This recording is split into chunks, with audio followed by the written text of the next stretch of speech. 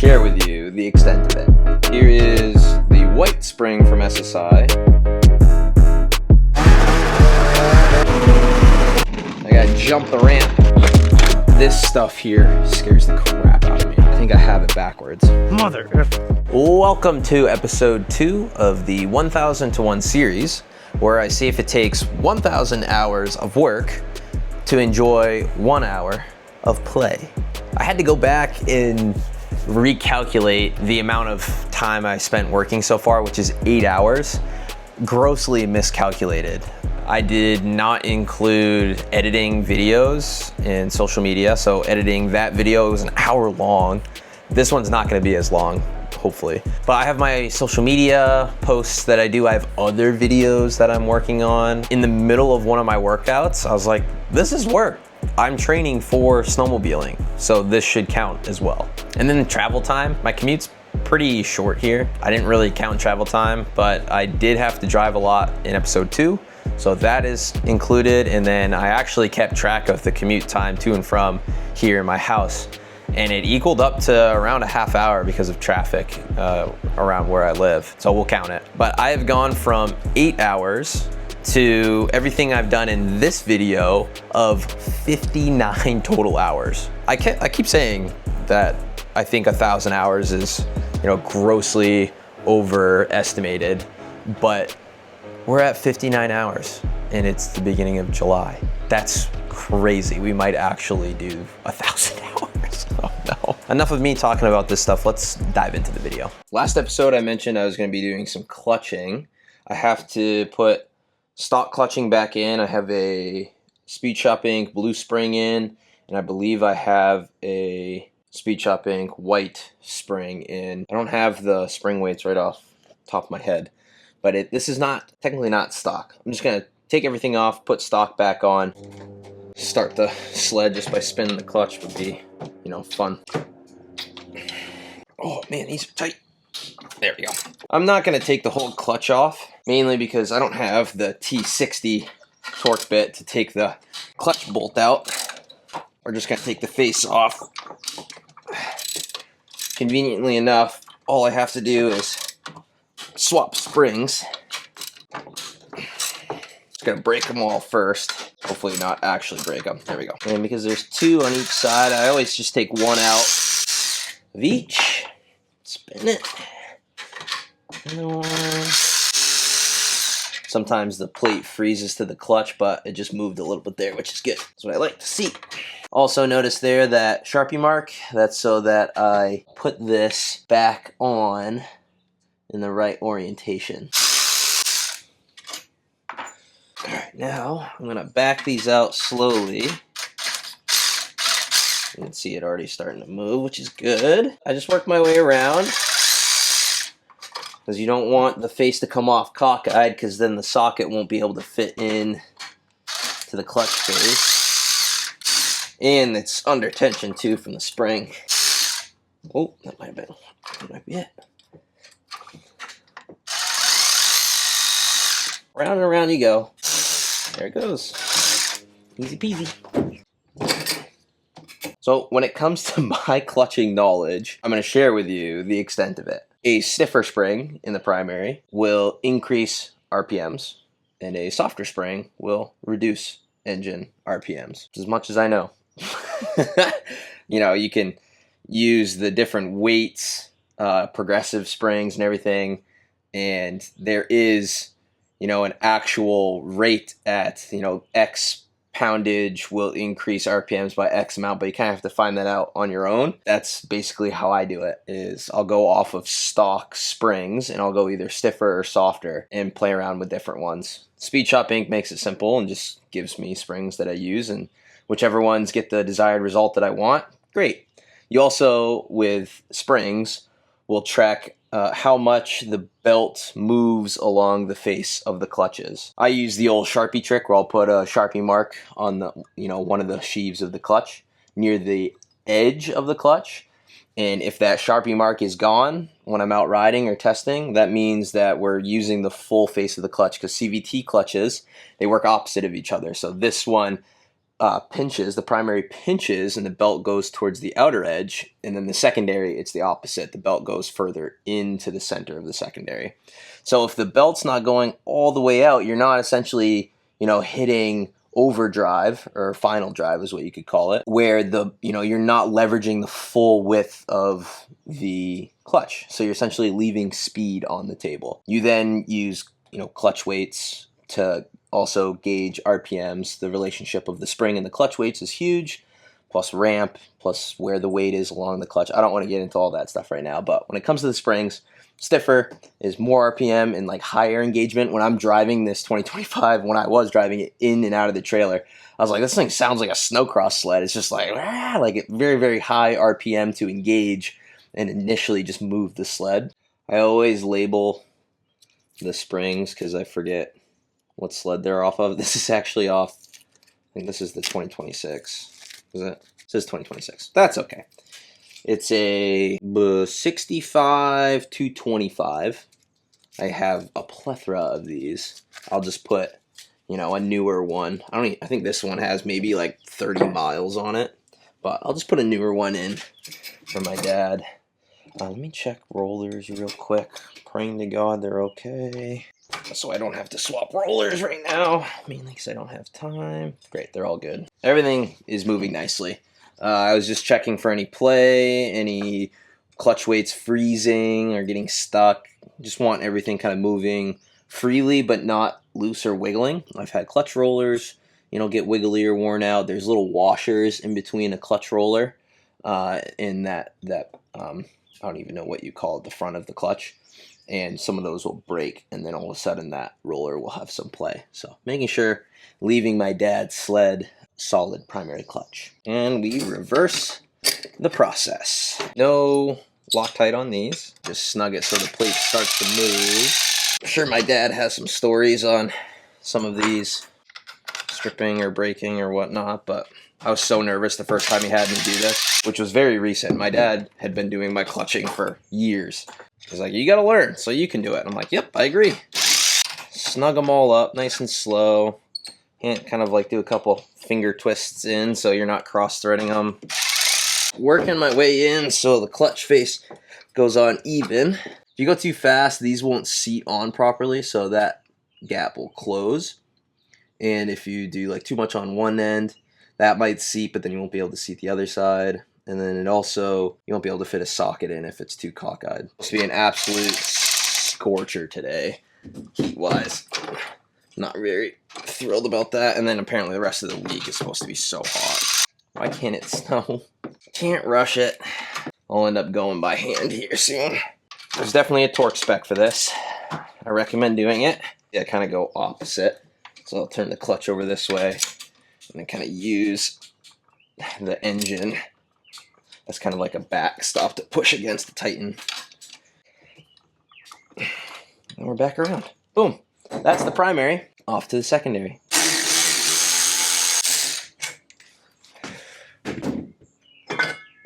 Inspect them. A little bit of a chip right there, but the faces look pretty dang good. Definitely could use a cleaning, but trail riding sleds, if these end up getting raced at some point in the future, I will give them a good, oh, there are the washers. Give them a good cleaning. Alright, here is my little Amazon special clutch tool here. Off of Amazon. Very cheap. I think it works for Polaris clutches too, because they're basically the same. But this helix is held in by 4 torque bolts, and I can never remember the size. T25? I don't remember. Can break them loose. Yep, T30. Break them loose. Oh shoot, I did not install this right. LOL. Okay. This goes on. Washers. Have the bolt, or excuse me, the nut go all the way down so that this doesn't shoot off and you can undo all the torque bits. We'll break them loose because they probably have a little Loctite in them. You can see right there I have a mark lining up the helix with the sheave. And I have a bunch of different ones because I run different helixes, and I just want to make sure that they're the same every time if I swap them around. You always want to base off of the stock one. Make sure the stock one lines up with, you know, the stock marking. Obviously want to get these balanced with whatever helix you have on, but for the most part, you're not really missing out on too much performance. Definitely higher risk of something catastrophic happening, like a clutch blowing up or, you know, not operating evenly, but we race in the margin anyways, and like I don't know how much more I'm going to gain out of having balanced clutches. Like if I find a helix that works really consistently and I don't have to keep swapping it a ton, I definitely get a secondary balanced with that helix in. Okay, loosen them all up. That's tightening up, which is good.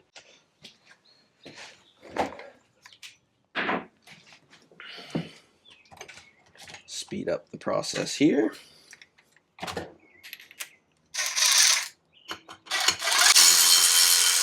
And these are T30 torque bits that replace the stock ones. I got these from Brady at Speed Shop Inc. Highly recommend picking these up. The stock ones are, I don't even know what size, like a buffering Allen key, a standard Allen key. This might actually be the one. And they strip super easy. Then you're in a world of hurt. So I have a bunch of these. Brady hooked me up with a bunch of sets of 4. Anytime I get a new clutch that has the stock bolts, I toss those in the bin and I swap them out with the T30. So much easier, especially when you're doing a lot of clutch tuning where you're constantly taking these apart. You don't want them stripping on you, especially where you're supposed to use red Loctite on these because they get a ton of vibration. But we'll use blue because we're constantly swapping them out a lot. So they're getting retightened. You know, they'll make it a race. And this is, I don't know which way is faster. Just spinning it like this. This feels so much faster doing it this way, so I'm just going to do it this way. So there is the stock helix. There's a 5649.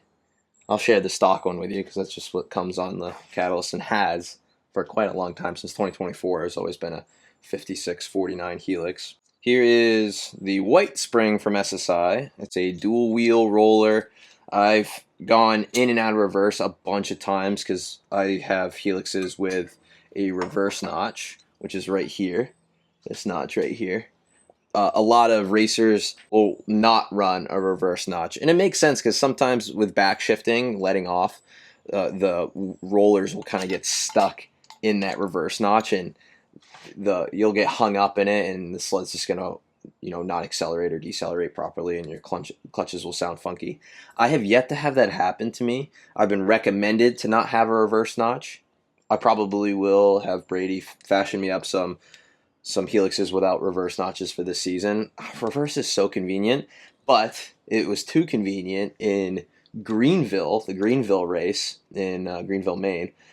For testing the day before the race, I went in and out of reverse a bunch, in and out of the trailer, and it ended up wearing notches into the wheels, a bunch of notches from just constantly hitting this edge right here. I mean, you can see like it's kind of worn. I don't know if I can get a good angle. Yeah, see, it's kind of worn right there from the roller kind of catching that. And so it would just slam into that. And I can feel it too when you switch it from forward or reverse and you give it a little gas, it kind of snaps, snap. And that's the sound of it seeding into that reverse notch. Not worth it. It impacted my RPMs and totally ruined that race for me. I was missing out on back shifting because the rollers just weren't spinning properly. This white spring is softer than stock. The rule of thumb is a stiffer spring in the secondary brings your RPMs down, and a softer spring brings your RPMs up. Why am I doubting myself on that? I'm trying to think back to a situation where we had to. I think it was actually Greenville. I was at the stock helix, and I was only getting 8,000 RPM, and then we went to this one, this white spring, and it got us to 8150, which is Articat's like 8150, and that's recommended from the race department too. So that checks out. So softer is higher RPM. The clutch will move faster and allow the engine speed to get up higher in RPMs. What I've heard, which is really cool, is the secondary. Think of the secondary as the brain.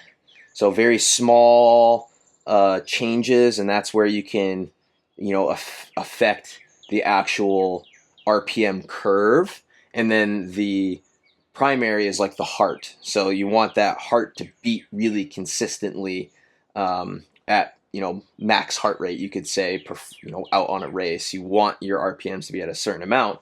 You get it there with your primary, and then you make fine tune adjustments of how you get there and come out of max RPM with the secondary. So the heart and the brain. I thought that was such a cool analogy. I can't remember who I heard that from. I wish I could give them credit, but such a cool way to kind of talk about all this. I'm gonna put the stock one back in. Rollers look good. Secondary has this little notch in it, and that lines up in the sheath. We'll line up our line here. Oh, silly me. Rolls nicely.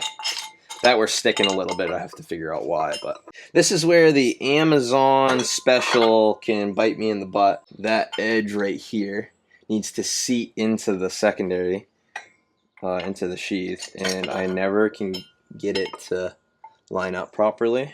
Make sure that this cup is as dead center as possible. If it's off to the side, it'll put more on one side. Around and around we go. Need to get a fan for in here. I was thinking about putting one up on the wall right here, because it would also be nice to have a fan for at the races when it does get pretty warm in here and you want some good airflow. Am I gonna get it first try? No way. Nope, of course not. So this side is down and this side is not. I can try. Let me see if I can do it without the mallet. Back, there we go. Back it out just a scooch. A little bit of a notch. There we go. No mallet needed. And I'm gonna put good old red on this because I want my dad to be confident the clutches will hold together. Red requires heat to remove, so I'll hit these with a torch if I do need to replace them. I always, if I'm unfamiliar with a clutch, I assume there's red in it, and I don't even risk trying to take the screws out without hitting them with heat. There's definitely a torque spec for this. You should look it up if you're thinking of doing this. I'm gonna go across, just like if you're doing your tires. You kind of go across pattern. If it's 6 bolts, you go like it. You go every other, and you do a triangle, and then you cross over triangle. In this case, it's only 4, so I'll go across and then over. There it is. I'll hit this with some rubbing alcohol because I've been handsy with it, and I just get the oils from my hands off of it, and also my hands are filthy too. So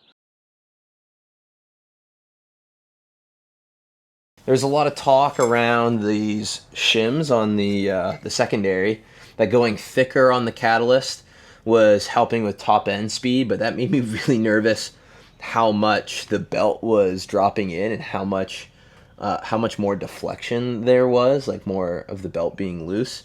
I didn't want the belt spinning, especially in cross country where everything gets really hot and things tend to loosen up. Having it already loose was making me nervous, so I just stuck with whatever the stock shims were. I don't know the width of them. Something I plan to play around with. I did dabble a little bit, but I didn't notice a difference. At the last race of the season, I did just straight line clutch testing with my buddy Evan, and I had an extra washer that I tossed in on one of them, and I didn't really notice a difference. And that was the only change I made. So maybe in the long run, on a 100-mile race, it would make a difference. Something I plan to work on a little bit next season. Come on. There we go. All right, there's always usually like a little... Oh, there it is. Kind of. It's faded a bit, but there's a little bit of green right there. Just line up whatever dot I have on the face with wherever that dot is there. And a little... Oh, washers. Of course, I'm talking about washers. A little bit of blue Loctite on the bolt for the secondary. Okay, that is lined up with where I think that green tape is. Ideally, you use the clutch tool that threads into right here. And then a little trick here is as you tighten it, and you can do this with the clutch tool too, but as you tighten the bolt in, or the clutch tool, you back pedal the belt. Oh, hold on. You back pedal the belt so that it goes to the outer edge of the sheath. Back pedal and tighten. The belt jump up higher. Let it go until you can't move it.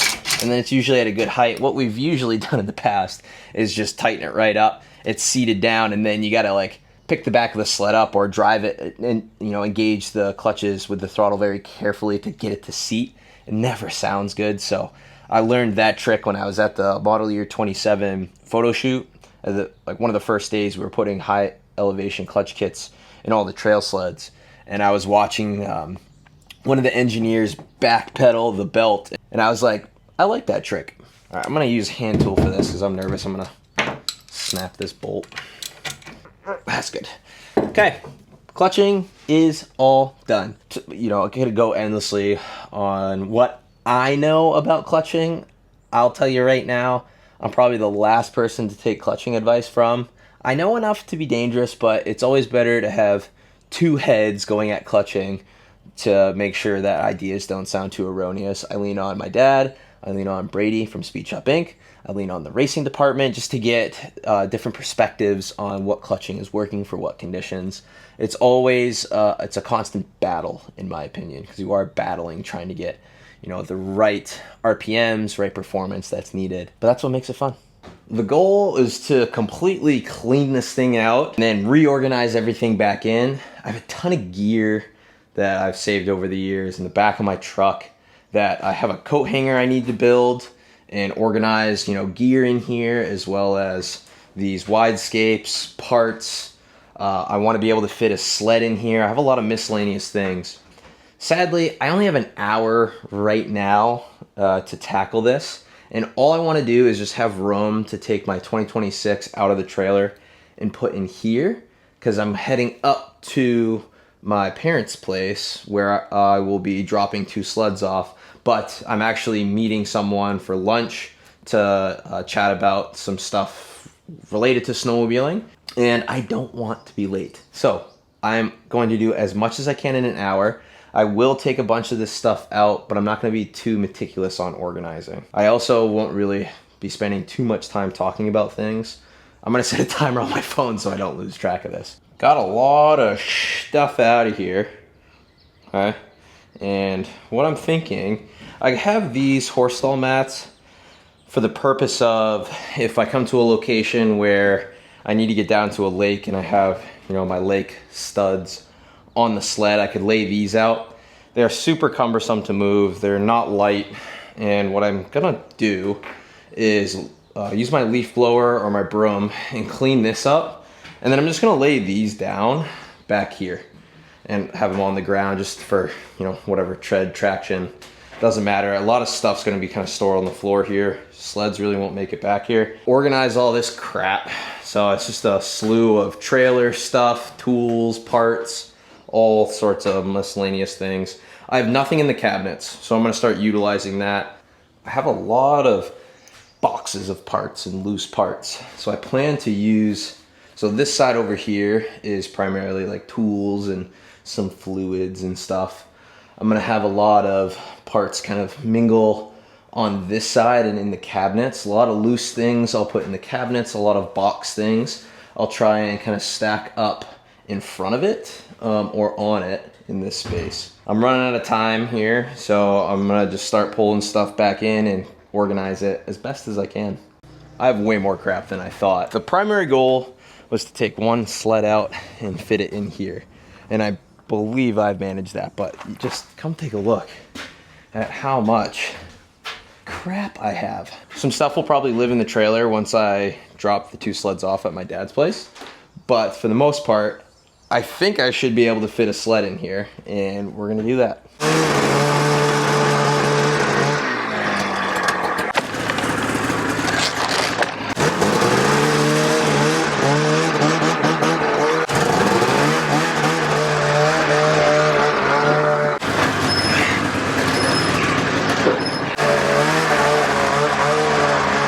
Plenty of room. Okay, done with that. Bit of a coincidence that I'm heading up to the same town that my parents live in to grab lunch with one of my sponsors. So I hustled and bustled to make sure I had everything I needed to make this trip worth it. It's like an hour-and-a-half round trip. If I'm going up, I might as well bring the sleds that I'm going to be dropping off so I don't have to make another trip. So what I plan to do is just drop the trailer in the driveway, then head out for lunch, come back, unload the sleds, load up all of my stuff into the trailer, and then head back home. You can see the angle of the trailer and like how steep it is up the driveway. I was so nervous I wasn't gonna be able to back the sleds out. And I got the 8x8 out, and what I was like spinning and spinning. Look at, I chewed up the floor a little bit. And I'm like, this is so dumb. I'm just ruining my floor. Maybe I should just pull the trailer right up. And I ended up just getting on the front of the sled and like feathering the throttle and pushing it up. So I'm about to do that here with the 2025. See if it goes just as smoothly.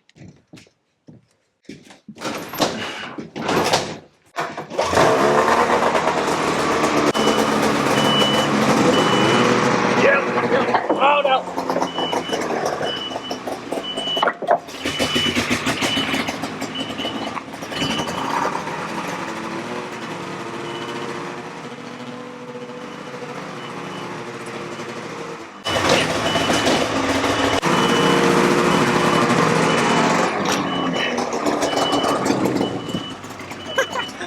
I wouldn't be surprised if I burned the belts on these. It's alright, I got plenty of extra ones. Inch by inch.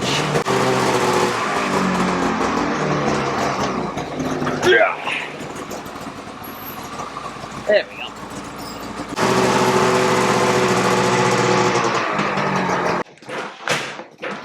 There. Trailer's empty. And now I have all of this stuff that I'm going to show you. Okay, so starting down here, we have some spindles and A-arms. We have a lot of plastics and clutching stuff and motor stuff. We have some exhaust, it looks like. Some exhaust stuff, some fuel stuff, plastics, more motor stuff, some drivetrain and brake stuff, a seat, nice, a seat, the fuel tank, and then in all of its glory, the 2024 parts sled. All right, so I'm just gonna load all this stuff up into the trailer. Excited to actually get working on this thing, get it back to its former glory. The 2024 was a rocket ship racing. I don't know why, it was so fast. Even with stock clutching, it was really good, especially out on the trails. But after some clutch testing and making a lot of mistakes, my first ice racing experiences on the Catalyst chassis, we got this thing ripping. The motor is going to be nice and freshly tuned for the next owner. The chassis is going to be basically a 2025, all upgraded parts. Everything's going to be fresh on it, from bearings, brakes, everything. Everything is going to be brandy new. The spindles even, like, there's going to be so much new stuff on this sled. It's going to be basically brand new with a fresh motor. I have a wrap to put on it too. Wrap gave me 2 wraps. This was supposed to be an improved sled, and it never came to fruition, sadly. I just didn't have time. I was too busy just working on my stock sleds. But this one's going to be back to stock, and it's going to have a fresh wrap on it. I'm going to use it for some promotional stuff for Wrap, who's a sponsor of mine. I'll make sure that this makes it to some shows this summer, and then we'll go home with someone, and some lucky person will have a really, really fun, really good looking Catalyst to have as their own. And hopefully they race it. That would be really cool too. Is this thing gonna just like easily go on? Oh my god, it's heavy. What was the fuel tank? Hey! I gotta jump the ramp. Nice! Oh, maybe I should have gone the other way with this. Spin it around. Nope. Alright, well, it's going in this way then. Alright, that's going to be basically the only entertaining part of me moving all this stuff in. Oh yeah, can't forget to swap out these side panels. These are the side panels off the 2024. Swap them out. Back to the stock ones. I really love these side panels. So stinking easy. None of that's gonna move, right? In transit. I doubt it. It's gonna be fine. Officially saying goodbye to my dad's trail sleds. It was a pleasure working on them. Big thanks to my dad for bailing me out with the 2025. I had a mechanical in the Pittsburgh race, Pittsburgh, New Hampshire. He just happened to bring this in the back of his truck. He was contemplating whether he wanted to race in the Masters class. Made the decision not to, and that was a good decision because that track got rough. But after the first race, had a mechanical that I couldn't fix at the track. So we swapped everything over to this. And then I raced this for the rest of the season. So huge shout out and thank you to him. And then I was so keen on winning the King of the Mountain class at Saddleback on the 858. Big thanks to my dad again for letting me use his 858. It's a ZR Performance. So I had a lot to do to it to turn it basically into an RXC. I got fourth out of, dude, I don't even know how many people are in the King of the Mountain class at Saddleback, but I made it all the way to fourth on a stock 858. There's a clutch kit in it, and yeah, I turned it into an RXC basically, but and I had some valving done. I say stock, but I had some performance changes to it. The motor and the exhaust and the fuel tune, like everything you would get out of performance changes in comparison to the sleds I was racing against. So turbos, full out mod sleds, stock 858 made it all the way to fourth. So again, big shout out to my dad for letting me use both of these sleds. Sayonara for the summer. I'll see you in the fall or closer to winter. They still have, carbides that need to be put onto them, and I'll do a bolt check for him before he actually goes out and ride. I'm sure he's going to see something. I'll put money on it that he looks at the tunnel grips and he's like, take those damn tunnel grips off. And verbatim, that's what he sounds like. Moving on to the other sleds. It doesn't stop, baby. Ooh, I'm sweating like crazy. Phew. My lunch went really well. I met with one of my sponsors, One Rig Design, Eric Plord. I met him last summer. We have been collaborating on a bunch of, prototype parts and stuff that he can offer for sale for snowmobilers. Maybe some, one-off racing stuff that would be a little bit more niche, but he's super keen on working together on, creating cool projects, and he's local to Maine. I really, really love working with Eric on things. He and I align so much on the snowmobile industry and content and being creative. He's got an engineer mindset, so he's just constantly thinking on ways you can improve things and design things differently. So we caught up because I hadn't chatted with him since the beginning of snowmobile season last year. We just put our heads together and came up with a bunch of ideas, and we'll get some prototype stuff out. And the idea is to just make improvements on things that we believe will help the snowmobile industry, either riding or racing. He's very famous for his ice scratchers, his One Rig Design ice scratchers. Go check them out. They have replaceable tips. They don't require drilling. His number one selling product. There's some great reviews on the products. Other snowmobile influencers have reviewed the products and made YouTube videos on them. So he makes some good stuff. So stay tuned on some cool projects that he and I are going to be working on going into next year and beyond. It is 11:17 on a Saturday, and I'm going to work on sled stuff today. Thought process was I was going to show up here to where I keep my trailer and all my stuff. First was going to film a video about my trailer. So I'm going to do another Ride Ready series video talking just everything about my trailer. There's a sick Tesla right in the way. I wanted to take a picture of the side and everything for a thumbnail, and I was like, you know what, I'll just pull it forward. But I've been having issues with the jack on this thing. I'm not sure what's going on with it. It's not a greasable one. I think it's an oil-filled one. I believe these are sold at Harbor Freight. I've had a buddy of mine, Evan, tell me the Harbor Freight jacks for his trailer have been working flawlessly since he got them. I'm going to look up online and see if they have one before I actually head over there. Luckily, I have a Harbor Freight nearby. This is turning into some trailer maintenance first. I'm hoping it doesn't take all day just to do that. All right, it looks like I found a pretty decent one here at my local Harbor Freight. a Hall Master 5,000 pound capacity A-frame trailer jack. I'm gonna just make sure that that actually fits mine. Oh, there's an electric one. Oh, the only thing is I just don't want to have to wire it in.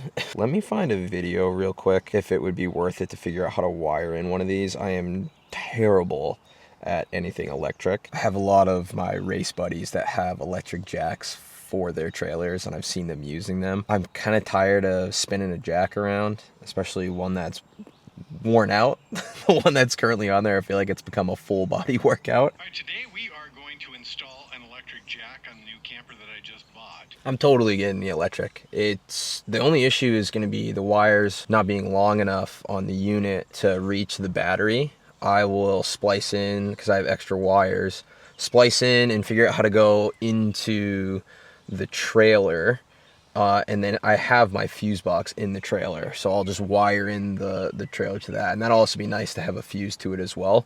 But I'm just gonna go right off the 12-volt battery that's in the trailer. I'm pretty sure a lot of people probably have it wired to the 7-pin connector on the truck. For this case, make it simple. I've done some research. They say 12-volt battery is plenty. Let's go get it done. I'm gonna head over to Harbor Freight and pick one up. They're pretty pricey. They're over 200 bucks. I'm gonna pull the trigger on it.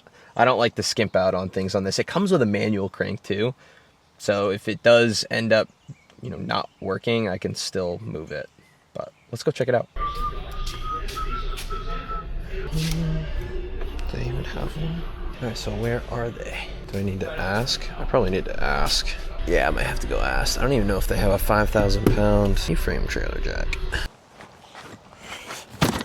Okay, found one. They had it kind of in the back at Harbor Freight. I was a little concerned when I didn't see anything, you know, at the storefront. But it's a 5,000 pound. I honestly think it's overkill. I'm pretty sure this one's like 2,000 pounds. And there's, you know, not much right at the tongue. All the support and the weight is carried in the wheels. You never know if I have to load this trailer up with a ton of sleds or another vehicle, because it is a car hauler. I don't know. I think it's a good upgrade, especially if I want to sell this trailer at some point in the future. This is definitely a value add. I got the protection on it just because of my bad luck with jacks. It's like a 2-year warranty. And looking under the trailer, so this goes right up through the floor, and that's where a lot of my other stuff is connected from. I'm wondering if I can run it from kind of the tongue all the way under and like maybe like splice it into this housing. You can see like how bent the handle is for me having to reef on it. Okay. Oh, I did put oil in this at one point. I like poured it around and in, so maybe that like, cause this thing was not budging before. Whew. 15 minutes looking for my 114 mil socket. Easy. Then I need to drop the foot. A lot of rust in there. And just like that, slides right out. Look at that. Just pieces of the whatever mechanism in there. Good thing I am upgrading this thing. Oh, here we go. Getting the electric one in. Easy peasy.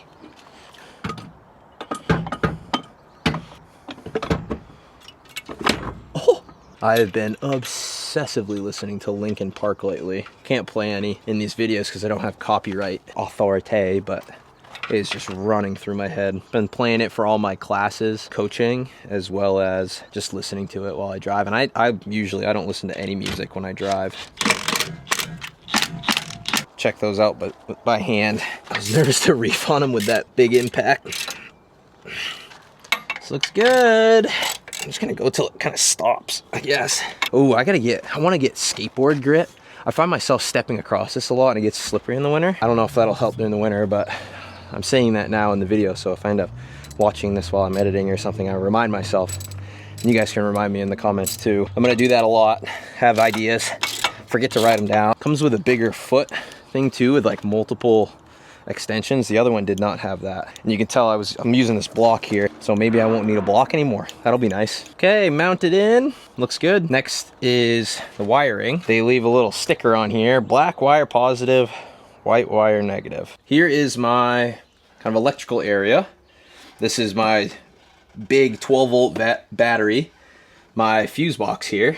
I have a kind kind of on-off switch. These are like meant for RVs, so since it's been plugged into shore power, I've just left it on. But this charger here from Noco goes down and is connected to the terminals on the battery and allowing that battery to just trickle charge, which is really nice. But what I'm going to do here is see if I can get the power to the jack up through the little splice in this area, and then run wires over and have it on the fuse box. This stuff here scares the crap out of me. This wiring, I'll see how far it can go. I have a feeling not very far. Oh, it's so close. I'm gonna splice it here and then run it up through. But what I'll do is just zip tie it along this right here. I feel like it shouldn't be out in the elements, but I can always electrical tape it. All right, let's get rolling on this. Becoming an electrician today. This is my tote of trailer stuff. I need this box. Nope, my wiring is in here, hiding. What makes me nervous about the existing wiring that I have is it's way smaller of a gauge. And this is like speaker wire. It was ridiculously cheap for obviously a reason, good reason. And I used a lot of it in the trailer for like wiring up the heat system. And you know, all recommendations are to not use that because it's such a small gauge, and yeah, it's a 12-volt battery, but those heaters draw a lot of power. This thing might even draw a ton of power too. I have a feeling it does. I didn't look at the watts on it, but a 12-volt can run it, I know that. However, when the battery gets low, and this has happened, it actually, the heaters will not turn on. They get like a wiring electrical code.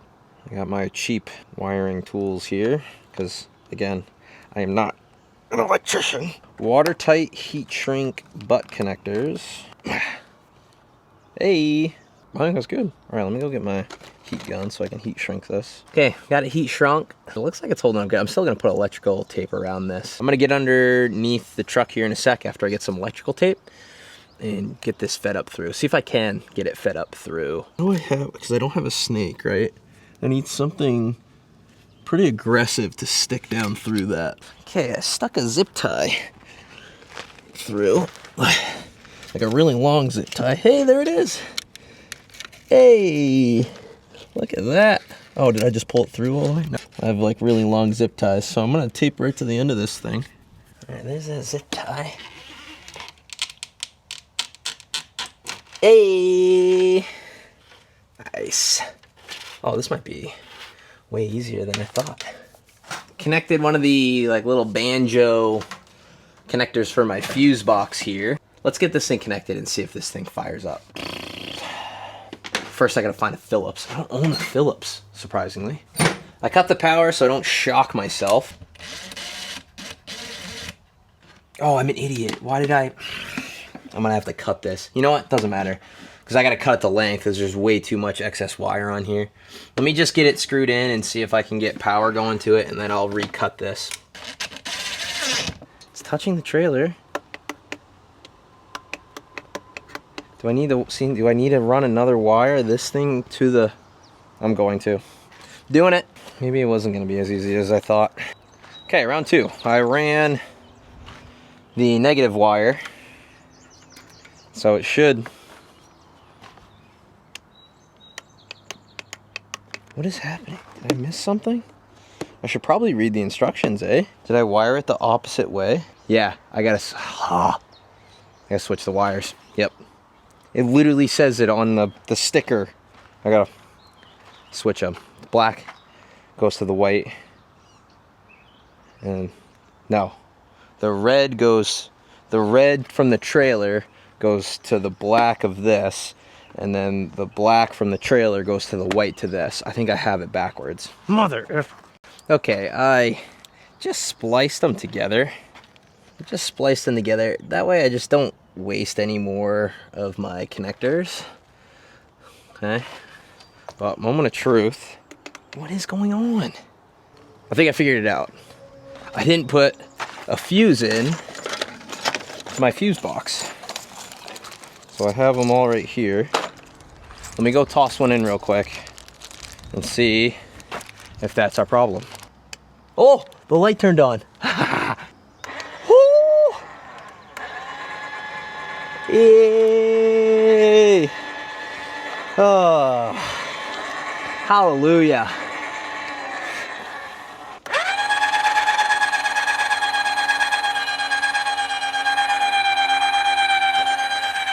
Oh, that is nice. It's faster than me when I'm hand cranking it.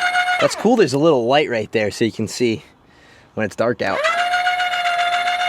I just got to remember to turn it off so I don't kill my battery. I got to rewire it because there's so much extra wiring inside the trailer. So I'm going to work from the outside in, get this all nice and tidied up, and then any extra in there I'll snip off and make it tidy in there. I don't like how I just have electrical tape around the wiring outside of the trailer. I'm basically just gonna get another one of these housings and zip tie it just like how this one is. This is all zip tied here and it looks like it's held up pretty good. So I'll do the exact same thing for the wiring. I'm gonna pick up some, probably like 1/2 inch of that housing, feed it through that and get it all nice and sealed up. Thanks for watching episode 2. Stay tuned for episode 3 and I'll catch you in the next video. If you want to see more videos like this, check it out in the playlist here. And if you want to see my more recent video, check it out right here. Thanks for watching, and I'll catch you in the next one.